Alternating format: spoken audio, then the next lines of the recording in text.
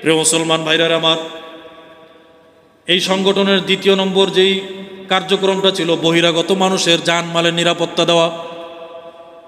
আমাদের দেশে বহুত মানুষ ব্যবসা বাণিজ্য করতে আসে, বহুত বিদেশি মানুষ আছে। আমরা অনেক সময় এই সমস্ত বিদেশি মানুষের দুর্বলতার সুযোগ গ্রহণ করে অনেক সময় বিদেশি মানুষের উপরে চড়াও হয়ে যায়। ঠিক না বে ঠিক? আছে না নাই? কথা বুঝাইতে পারতেছি না মনে হয়। সব মাথা নিচু করে আছেন, সবাই মনে হয় সাধু, আপনারা কিছুই বোঝেন না। বিদেশি মানুষ যারা আসে, চাকরি করতে আসে, ব্যবসা করতে আসে, স্থানীয় যারা, এরা মনে করে খাইছে রে, আমরা এই দেশের সরকার, আমরা এই দেশের বাদশা। ঠিক না বে ঠিক? কিছু হইলে এই বেটা বরিশাল্লা, এই বেটা রংপুরা, এই বেটা অমুক তমুক, আছে না নাই?